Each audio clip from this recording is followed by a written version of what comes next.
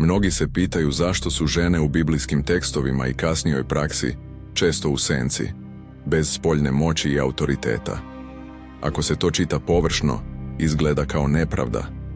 Ako se čita arhetipski, otkriva se odgovornost. Žena nije slabije biće. Žena je najrezonantnije biće u sistemu stvaranja. Ona ne nosi zakon, ona nosi život. Ne oblikuje svet naredbom, već stanjem.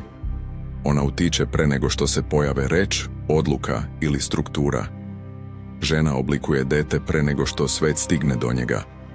Postavlja emocionalni temelj porodice. Porodica postaje obrazac naroda. Narod postaje sudbina civilizacije. I baš zato je iskušenje ega kod žene veće. Muški ego je grub, linearan i vidljiv. Ženski ego je suptilan, emocionalan i dugotrajan. On pamti. On vezuje. On zna da čeka. Žena u egu ne mora da podigne ruku da bi razorila. Dovoljna je emocija bez svesti. Tišina bez ljubavi. Briga koja postane kontrola. Ljubav koja postane uslov. Zato su upozorenja u starim biblijskim tekstovima oštrija.